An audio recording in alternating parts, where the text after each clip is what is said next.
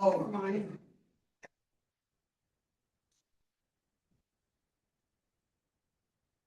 Well, now I'm waiting for Reverend Michael to get our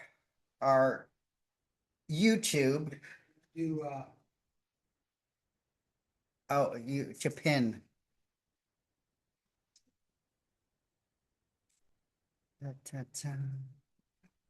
Okay.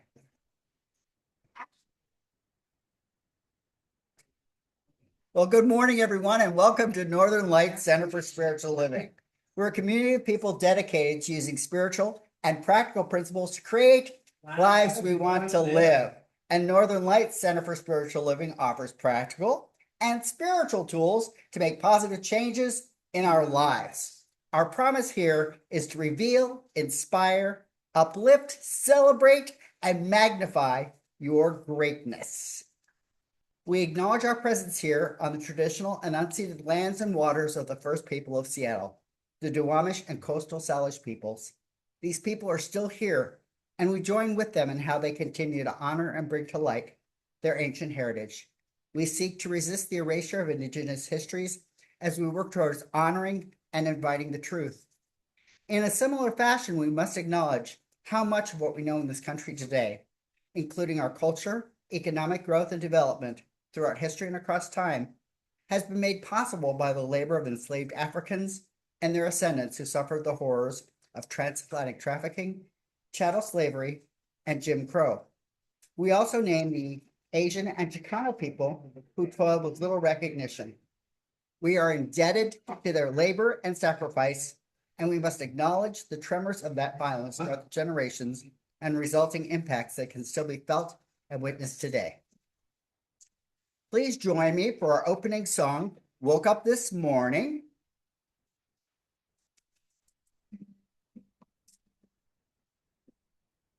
I woke up this morning with my mind stayed on spirit. Well, I woke up this morning with my mind stayed on spirit.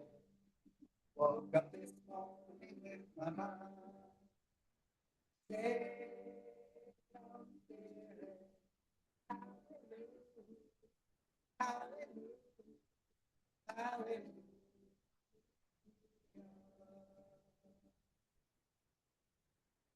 Walking and talking with my mind stayed. Well, I'm walking and talking with my mind stayed. Walking and talking with my mind stayed. Hallelujah, hallelujah, hallelujah.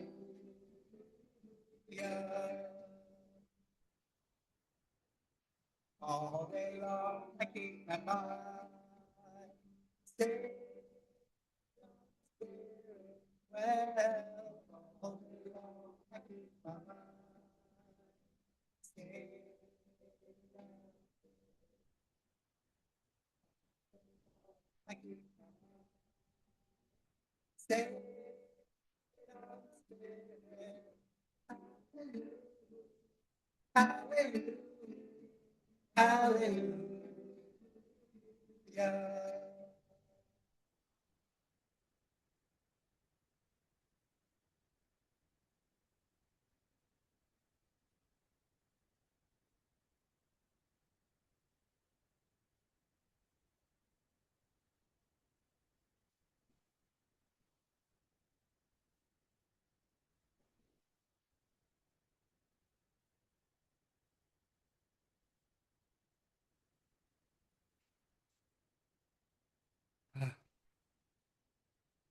Good morning and welcome to 2026, first service of the hopefully new year. Well, it is a new year, no matter if you open it. So this time in the service, we always set aside to honor ourselves and allow ourselves to center, give ourselves permission to be still to be calm, and to be centered exactly where you are. So I just invite everybody, if you choose, to close your eyes, to get as comfortable as you can wherever you are, whether you're in a chair, on a couch, standing, wherever. Just allow yourself that permission to be still, to release all that has come before this moment. Any worries, any frets, troubles, traffic, whatever it may be, just set it aside. You can always pick it up. It'll be there, but you don't have to. And so with that, I just invite us to take 3 nice, deep cleansing breaths. Nice deep breath in and hold it and release. And you can be audible with this. It's actually good to do that. Nice deep breath in and release. One more time. Deep breath in and release.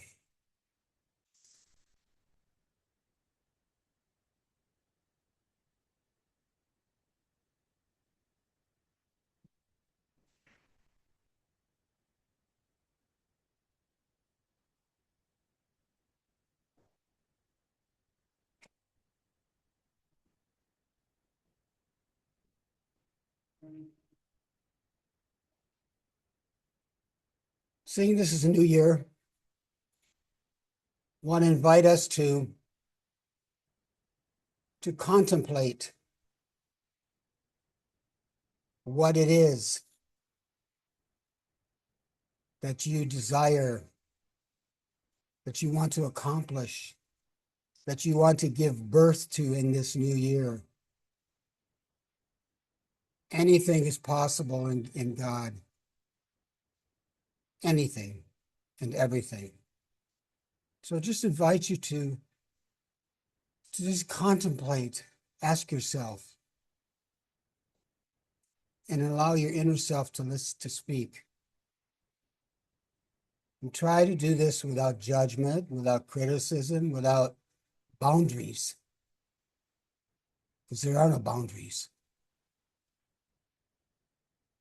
So I just invite you to take a few minutes and allow yourself to speak to you. What is it I want to achieve, to bring forth, to give birth to? Maybe it's to release in 2026.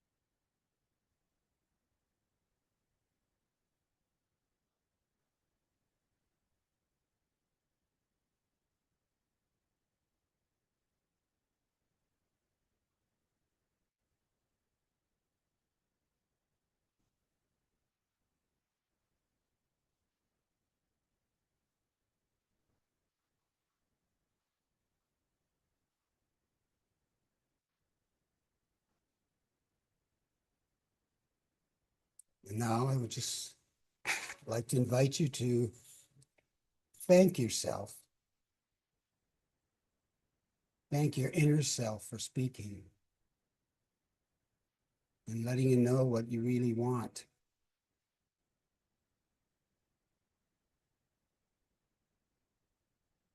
And with that, I invite you to maybe wiggle your fingers and toes.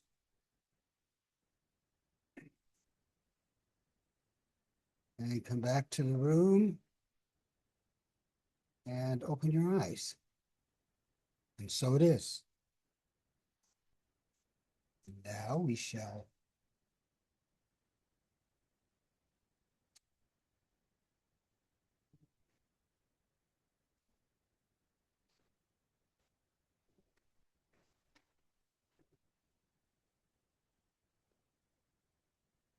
we will say our declaration 3 times. And so here we go. We are an expanding and loving community working in a field of infinite potential. We are an expanding and loving community working in a field of infinite potential. We are an expanding and loving community working in a field of infinite potential. And so it is. Okay, now, today's reading comes from our spiritual leader, Reverend Dr. Sonny Cantrell Smith. As a community rooted in the philosophy of science of mind, we affirm our belief in the unity of all life and the infinite value of every human being as a unique expression of spirit. We hold that the nature of God is loving, creative, and inclusive, and that each of us is called to embody that spirit in our thoughts, words, and actions.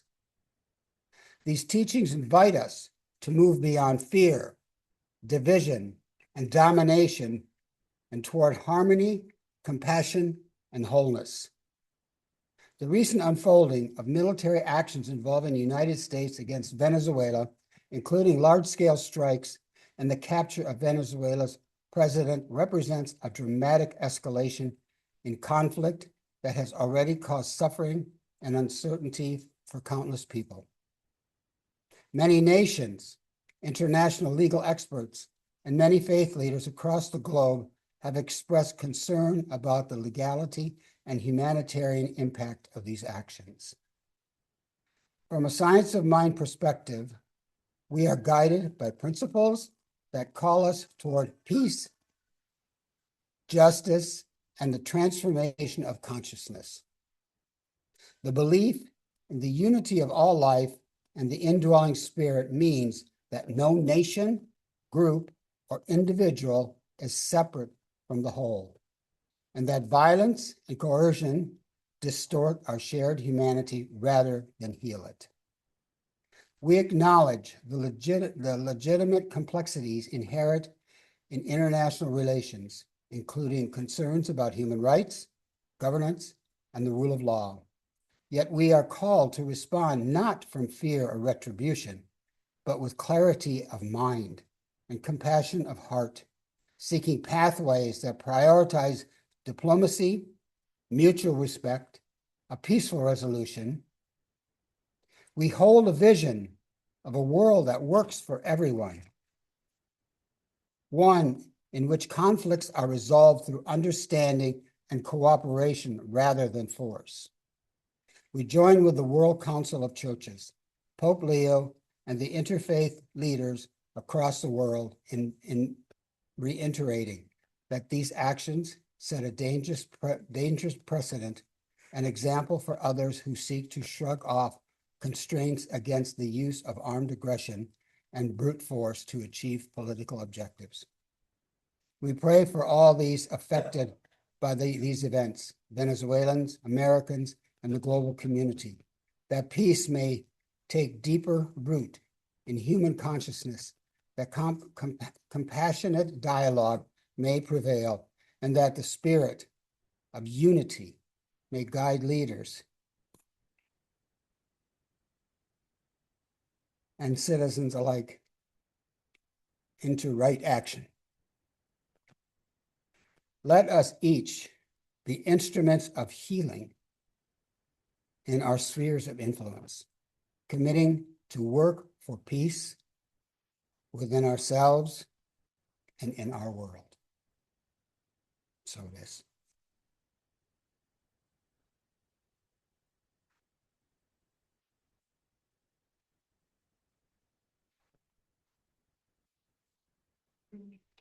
Give me this. Oh, why didn't that go away?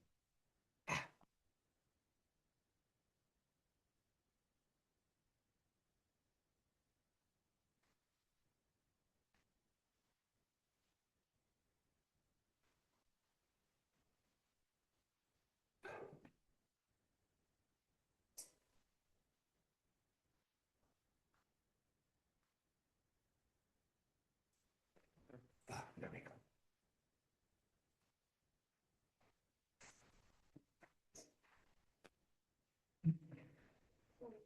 Oops. So Michael, I'm going to introduce the video. Good morning, Northern Lights and guests and Cherie. It is so good to see you. And thank you, Tony and Reverend Allen, for joining us. And it's good to see you in person, Victor. Yeah, I have a little word for you later. I do. But we'll get to that. So this is January, and usually in January we talk, particularly the first Sunday, about one of the principles of spiritual living in Centers for Spiritual Living. So I'm going to read just a little bit about the thing itself because my talk is based on this. The thing itself. The first chapter of the Science of Mind introduces us to God as one mind. And we're all a part of this mind. Each person is an individualization, I love that word, or unique expression, I love that concept, of this mind. As we think thoughts and feel emotions and intentions, the law of mind responds. It reflects those intentions back to us, and in this way, creating synchronistic examples and picturing of our intentions. Engaging the law of mind is a natural process, as we've been doing all our lives, and with every thought. We can choose to use the law more intentionally through thoughtfulness about what we are thinking, feeling, and believing. And importantly, the law works equally for everyone. Doesn't pick and choose only the so-called good people. It doesn't play favorites. As Holmes wrote, the mind which we discover within us is the mind that governs everything. This is the thing itself. So my talk today is on creativity. And for those of you who have known me for a long time, you know that's my favorite topic. Reverend Vaughn is laughing in his chair. Yes, I'm still on that topic. I still find it the most fascinating thing because, as I've just read, that's what we're all about. That's what this spiritual philosophy is about. That one can create, that we co-create with a power bigger than we are, and that we're creating whether we like it or not, or think about it or not, all the time. And who we are and how we are creating has impact beyond us and can have impact, if we're intentionally about it, beyond and beyond and beyond. So in the process of falling in love again with creativity, because I'm always creating. I'm an artist and a singer, and lately I got to dance in the Nutcracker. I don't know that that's creating what that, but that was certainly creating me. But that's a whole other topic. But I found this artist online somehow who uses AI to create little videos, and she is just beyond my imagination around how creative she is. I'm assuming she's a she. She feels and sounds like and reads like a she. She's extremely prolific. So I have two of her videos that the first one that caught my attention and the latest one that caught my attention. And what she does with AI, I haven't seen before. And we were talking about that this morning, and AI is AI. The creative inspiration is the human mind behind it. So, Reverend Michael, if you would show the first video.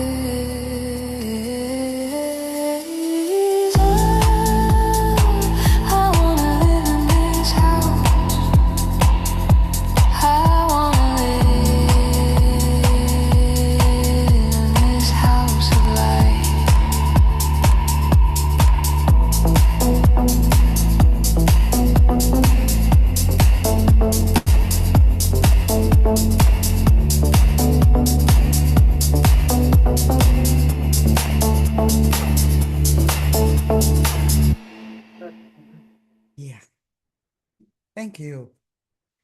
So that's one of her sweeter ones. She's also done some that are amazingly like Dolly in his surrealistic stuff. And she's done just bunches. Her name is Kelly Edridge Bush, or Bush, Boesch, if you want to look her up. What caught my attention, as I said before, is how prolific she is and how far out she is. And I thought, what if we lived up to our creative ability? Another time while I was online, this past week, there was a man on there who was saying how you have to get out of your habits. You have to get outside in the sun. I'm a farmer, says he, and I go out in the sun. And he says, I don't wait until I feel like going outside. Well, he's a farmer. He has no choice. He's got to go outside. He says, but when I go outside, I feel like going outside. He said, that's when I feel it. And he says, that's what we have to do. We have to get out of the usual, get off the path and experience to keep ourselves fresh and young and healthy. And I thought about that, and I came here yesterday. This is the first time I've come a Saturday before a Sunday. And I spent the night with my sister and I visited my father because I like to visit my father when I'm speaking over on this side. But by the end of the day, I don't have a whole lot of energy.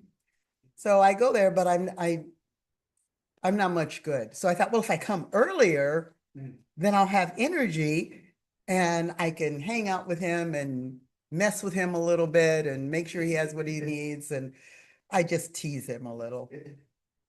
And that worked really well. Then I got to spend the night at my sister's house and pet her dog, who seems to like me. And oh yeah, and eat. She had gumbo that her son had fixed. It was off the charts.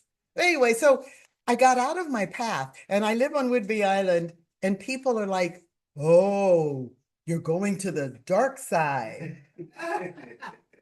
They're talking about Seattle. They've gotten very insular. I tell them all the time, you live in a bubble. You do.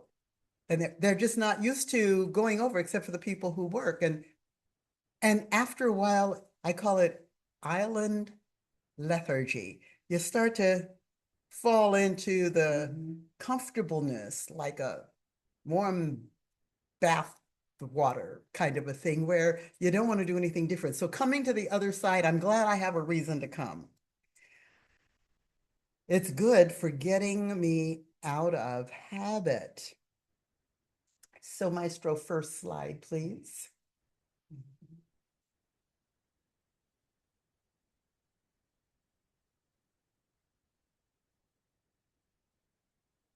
So my first slide title is, We're Born to Create. We're automatically born with the ability to create. Oh, music.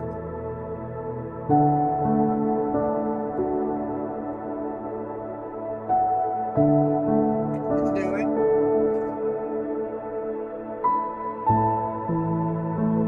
Michael's trying to find where the music's coming from. Oh, it's probably the rest of the video.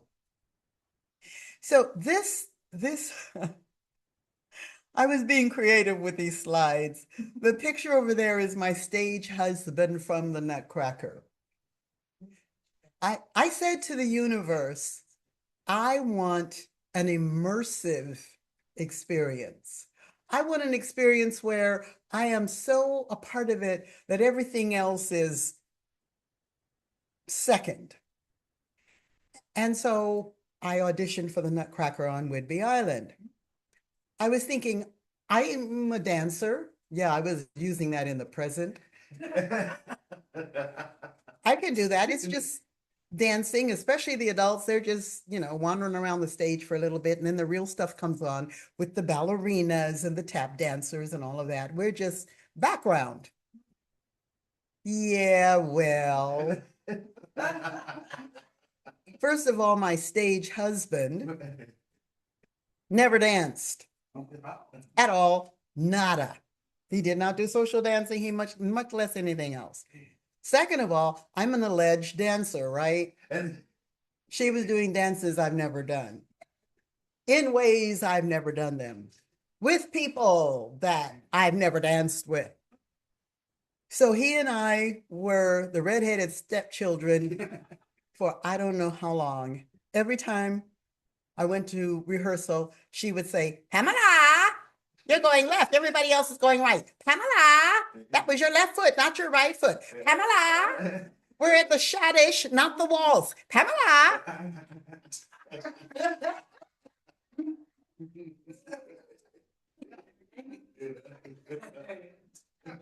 She didn't call Kelly or Rachel or Annie. Pamela. And I had put on my little application, I'm a dancer, I taught dance, I choreograph, I've been in a dance group, we were on stage.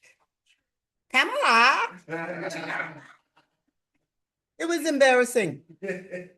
Speaking of getting out of your comfort zone, I was so far from that warm tub of bath water, it wasn't even fair. It was not fair. So my stage husband and I, he's in that portrait there, worked really, really hard. And they kept saying, oh, well, by the time we get to the show, when we're actually doing this for people, you'll have it. I was so far away from belief or the vision that I would have it. I thought, I'm going to fail. Fortunately, somebody took videos of our practice. So I watched the videos morning, noon, and night. Yes, I did literally morning, noon, and night. My husband said, you're a little obsessed with those videos. I said, I'm a little obsessed with not looking like a fool on stage. You better leave me alone. Morning, noon, and night. It did come together by the time we did the shows. So getting out of your comfort zone, born to create. What made it difficult was that the choreographer didn't say, oh, these are a bunch of old people that can't dance. She said, here's what you do. And I want it done this way. And Pamela, turn left, not right. She just gave us her best because she wanted the show to be good. And she didn't want to just say, because we were in the family that's in the first half. And on some of these videos of the Nutcracker, the family kind of does a lot of standing around. Not our girl. She had us dancing. So the thing itself, the creative imagination of the choreographer was showing up in all of this. And we just had to figure out a way to make it happen. Next slide, please.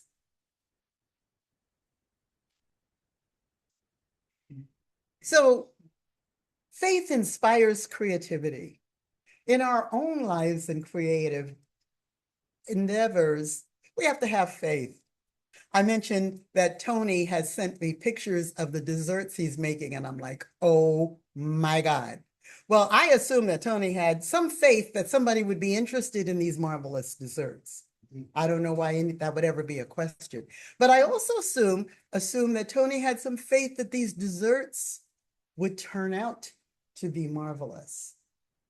If they tasted only half as good as they looked, they were marvelous. Oh my God, they were beautiful. So faith inspires us to explore different perspectives and develop original creative concepts that reflect our beliefs. But we have to be willing to do that. We have to be willing to move away from that nice, warm bathwater and out into the hinterlands of something new and different. And have faith that we're going to be okay or that it's going to be okay.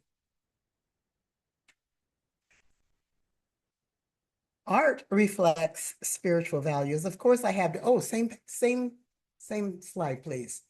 Of course, I had to mention art because I'm an artist and Alan is an artist and Stephanie is an artist and Jeffrey's an artist in his mechanical knowledge and Char's an artist in her cooking.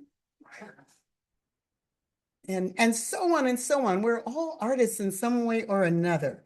And we create in our own unique ways. And we can do ourselves in by comparing ourselves to other people and saying, oh, well, mine isn't as good as theirs, etc. When I first started singing, I listened to really good singers. And there was a moment when I said, should I even be trying this? I'm never going to sound like that. But it was a bit like the Nutcracker, by the time you perform, you got it, but you got to look at a lot of videos and do a lot of practice. And also, with creativity, we get a deeper human understanding. Blending faith with creativity can produce profound art and foster empathy and understanding of the human experience. I'm thinking of people who write, people who teach, people who are doing their jobs, but having a profound faith in their own creativity through these, whatever it is they're doing, They influence other folks. And the truth is, we're always having impact. One way or another, whatever it is we're doing has some form of impact. We may never know it. Someone was telling me this week that she met one of her students who was like 8 or 9 when she had him, and now he was 25 or 26. And he remembered her. He picked her out of the crowd where she was shopping, and she didn't know who the heck he was because he was 8 years old when she last saw him. And he said, Miss Barrett, I remember you. I had you when I was in 3rd grade, and you, and then he went on to say how she had influenced his life. Now he's in his 20s. And she's like, yeah, I do remember you when you're 8. You're looking a little different now. He's about 6'1", big guy. But he remembered her from 8 years old. And we have those people in our lives that we remember from our teachers or church or the neighborhood or one friend of mine who's still a dear friend. I remember her mother talked to me when I was a teenager like I was an adult. It was the first time an adult talked to me like I had some sense and like they had some sense. And I always loved that because I don't remember what she talked about, but I remember her sitting there in my mom's house chatting with me like we were peers. And I thought that was so cool. But I'm sure, I never told her that, and she has passed on, but it had an impact on me. Next slide, Meister. So this next slide, the power of determination and creativity.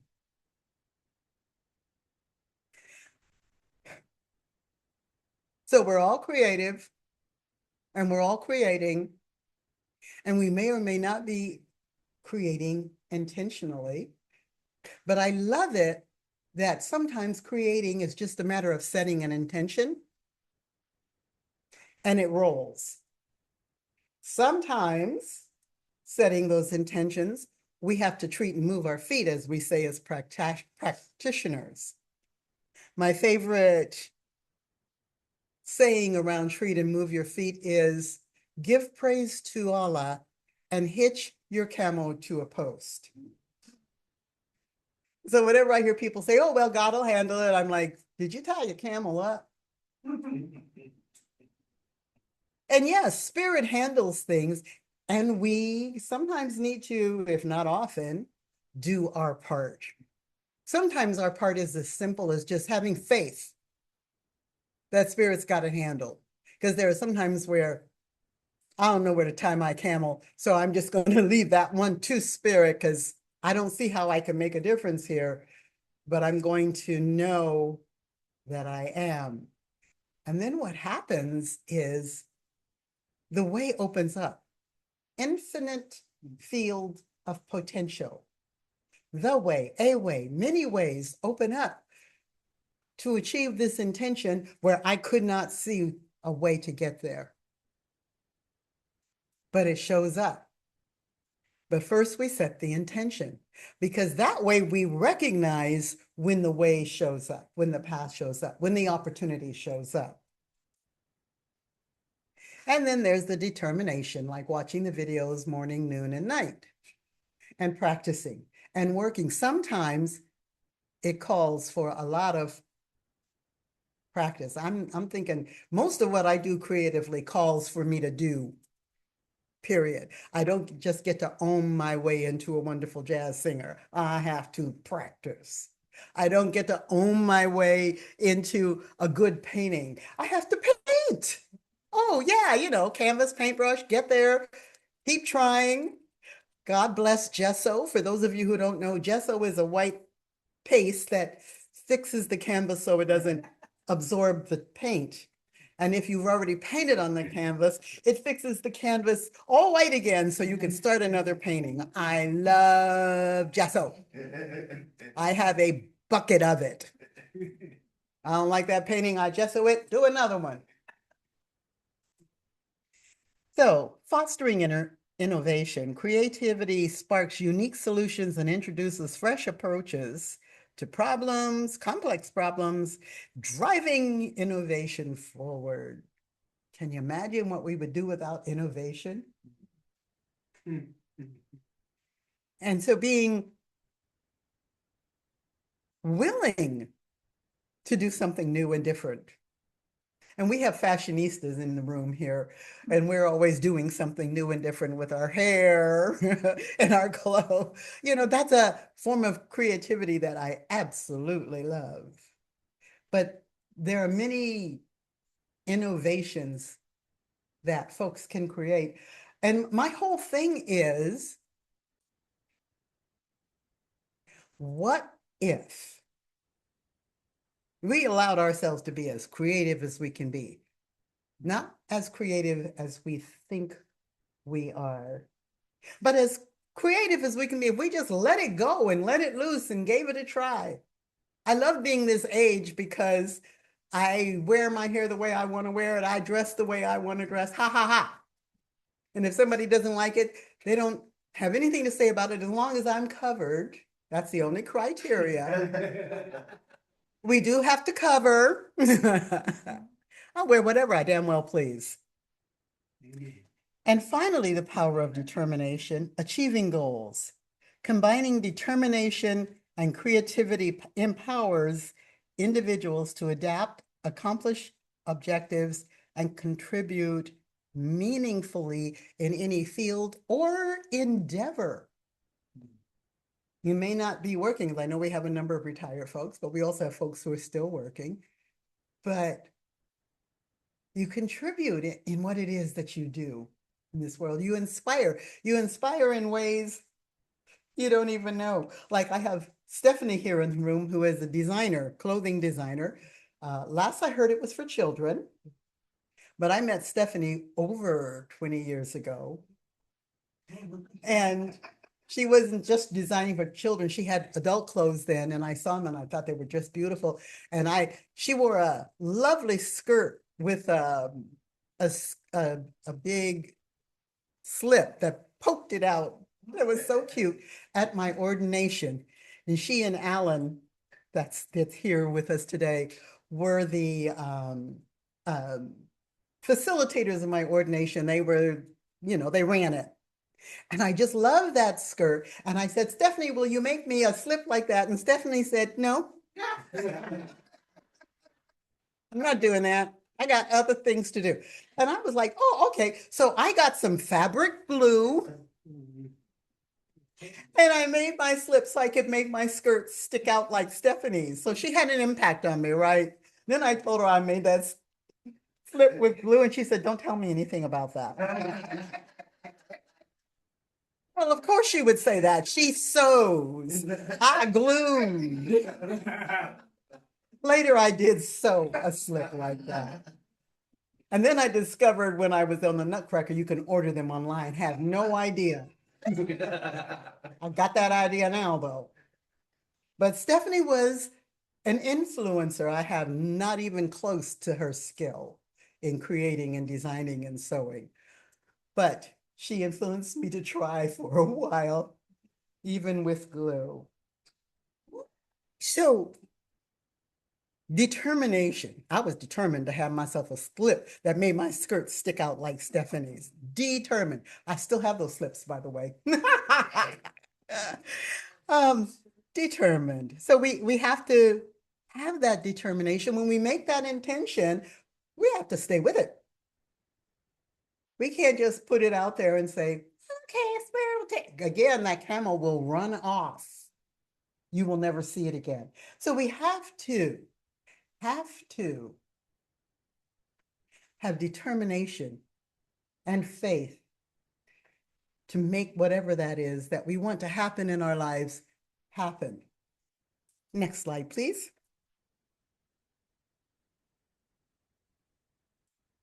So how many perfectionists do I have in the room? Recovering. Reverend Allen, raise your hand. Thank you. Oh, that gets, That gets all, oh, there it is. That gets all up in the way of our joy. Doesn't it, Reverend Michael? Trying to get it right. No, it's not right. I tell you, when I was looking at that, I had so many examples of that. I'm not even going to give them to you. But what happens, and I use the art, is the fact that the painting may not be perfect when I finish it will have me staring at a blank canvas for weeks, if not months. They call it the blank canvas fear. It's not unique to me. So the first little canvas up here has some marks on it.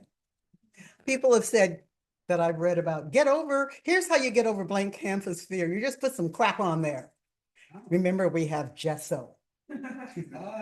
So you just unblanket by putting some stuff on it, and then you paint over that, and the marks may show up or they may be painted over, depends on what you want, but it breaks the blank canvas fear.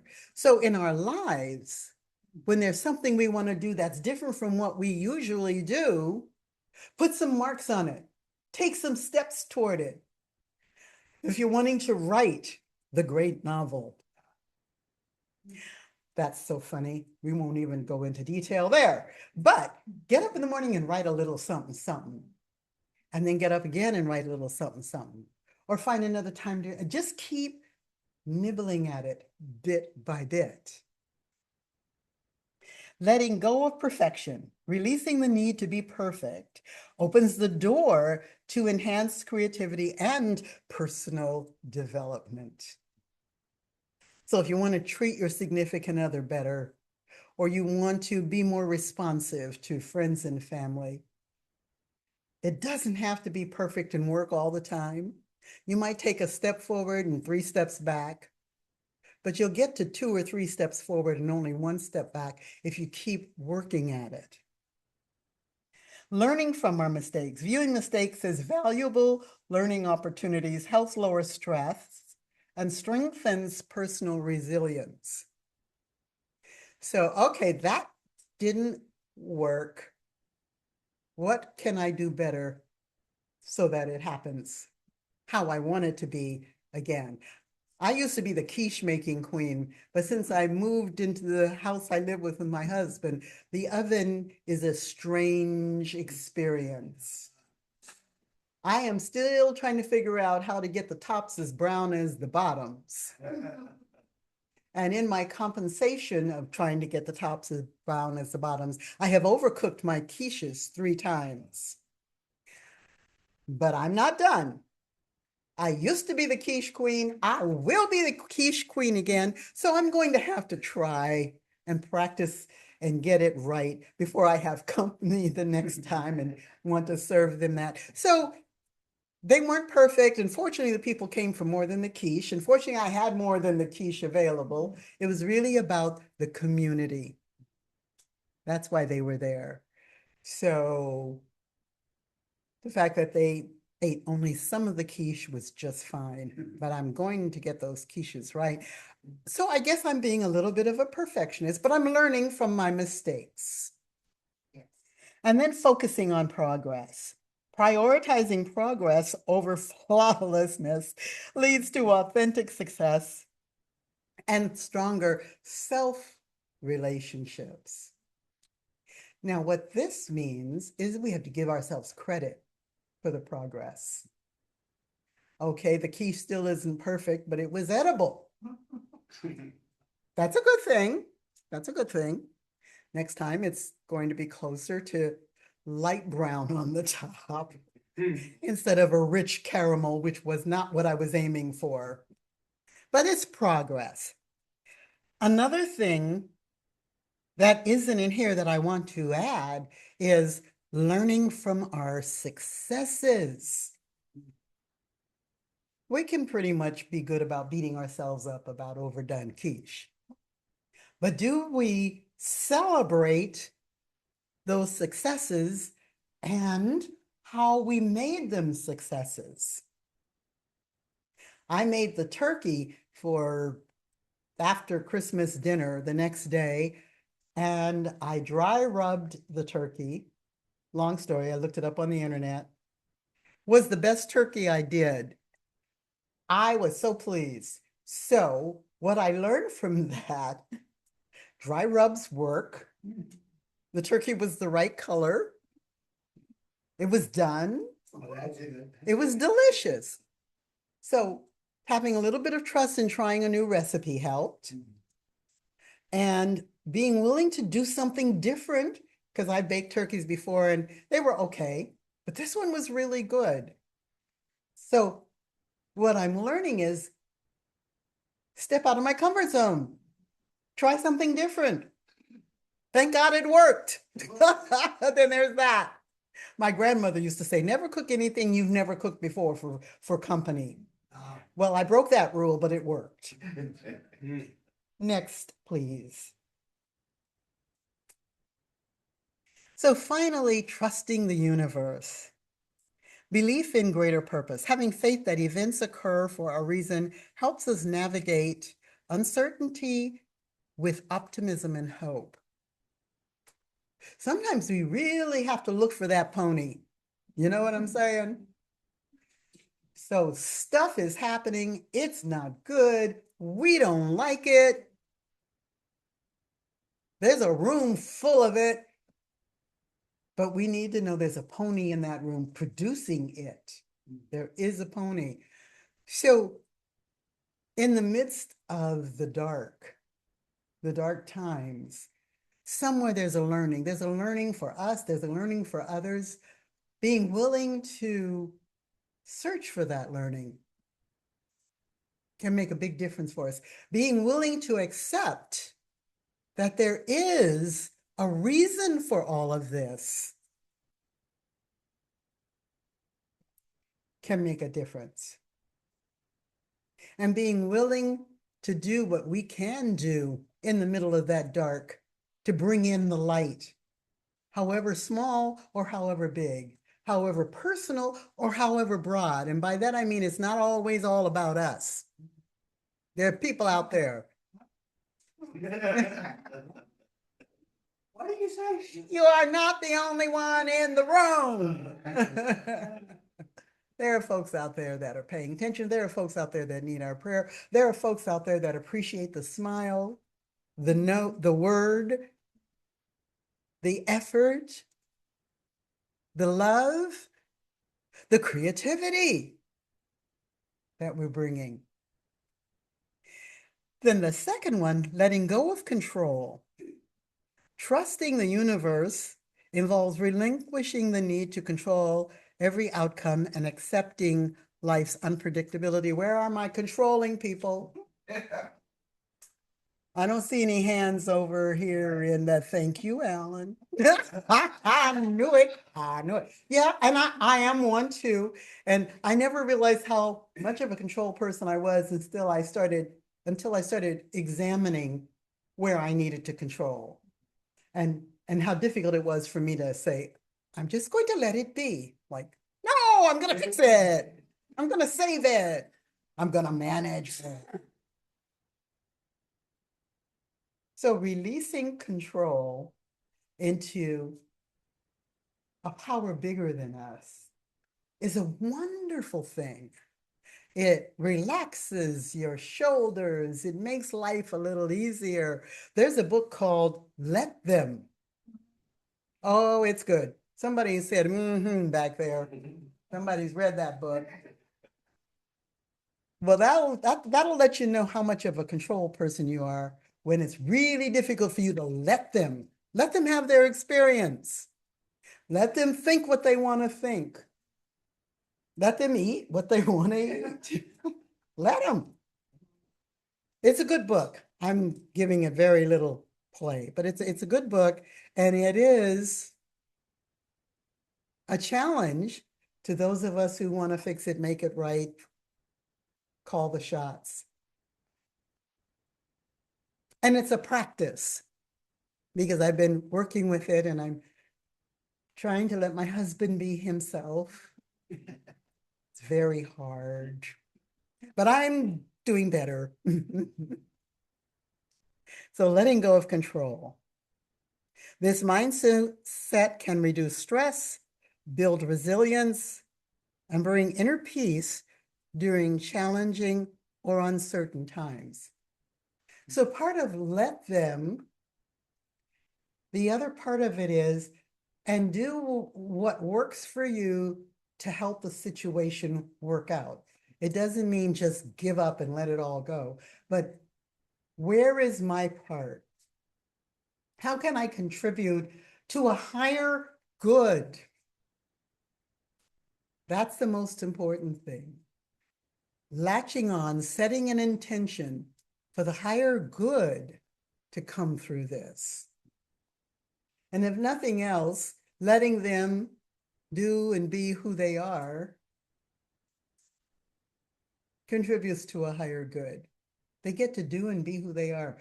You know how parents, and I know there are parents in the room here, and you have ideas about how your children are going to be and what they should do and just who they should be and all of that. And it's really difficult to let them be who they want to be and walk the road they want to walk. And we've all been children who have been in the situation where mom and dad said, when you grow up, you're going to be a, and you're like, I don't want to do that. I want to do this over here. And sometimes going back to the higher good, you may not have gotten to do this over here until much later. Or you may have found a way to do what you want to do while doing what they said you should do or what you were led to do. It can happen that way, and it all works for the greater good. So the most important thing around trusting the universe is trusting the universe. And underneath that, looking for the lessons to be learned. Why is stuff happening in the world that we don't want to happen? And where is our part in it? And we could say, but every little thing, every little bit that we put out into the world is an energy point. Is it contributing to the higher good? Or is it contributing to the dark? So back to born to create, we're not only born to create, we are creating all the time, regardless. I encourage us all to create intentionally and to be aware that we are having an impact, whether we hear about it or not, whether anybody comes back up and says, you were my third grade teacher or not. We are having impact with everything we say, do, be. It's all impact. So our charge is to live our best selves. Go ahead and make that dress, paint that picture, make that cake. Go ahead and more. I love it. I tell people we were not created by a bigger power so that it could watch us suffer. I'm going to make all of these people and make their lives miserable so I can watch them like TV and just have a good laugh. That's not the case. That's not what the power who created us for. What it did do, however, is give us choice. And that's where some of the problems are coming in. So we can make new choices. And so it is. My last video is my favorite of all of those she's created. And you'll see when you see it why it's my favorite. That's Kelly Edridge, Edrege, Boesch, Boesch. Boesch. Kelly. Edridge, Edrege, I think. I hope it's on the video. It is. And I will be seeing. Get ready, Mike. I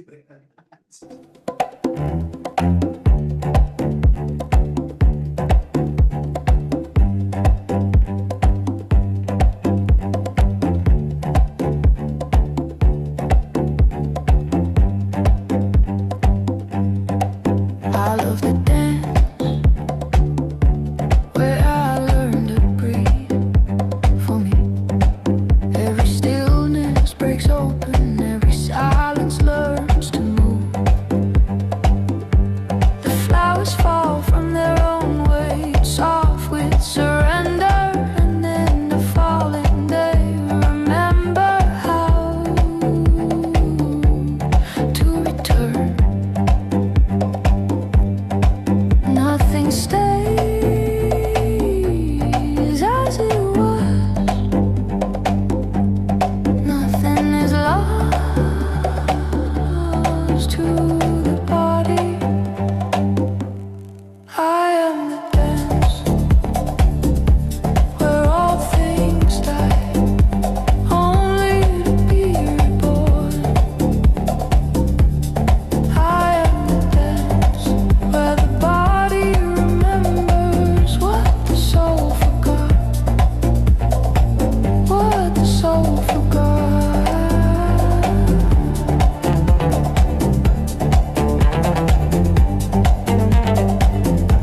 For me,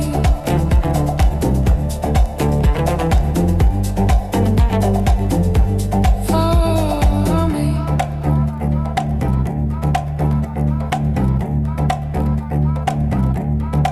For me, the world loosens its grip. For me, time bends at the knees.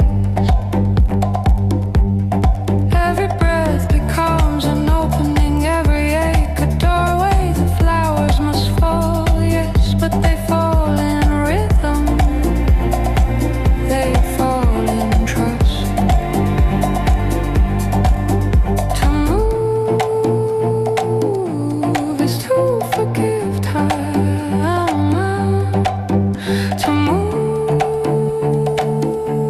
is to begin again. I am the dance where all things fade, only to return. I am the dance where endings bloom.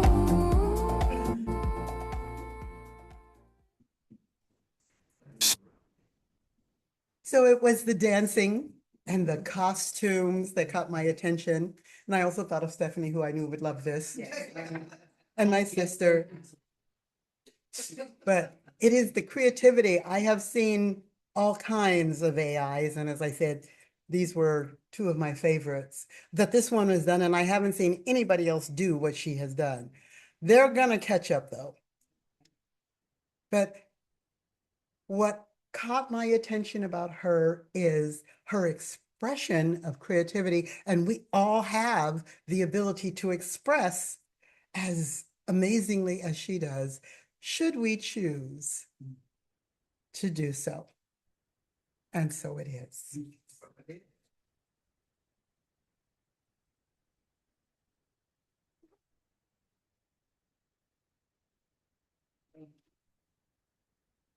Thank you.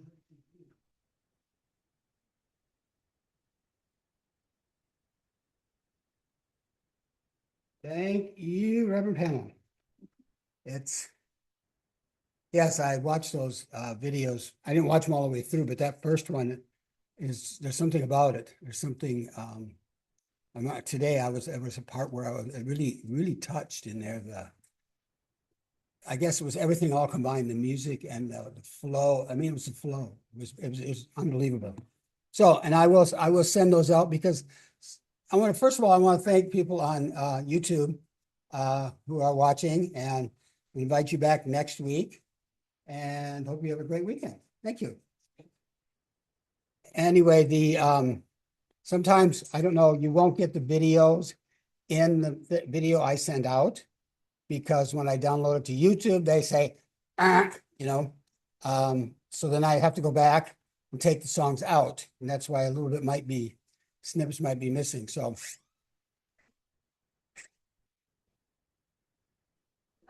They're coming to take us away. Anyway, whoa, that was interesting. Okay, and next I gotta do this.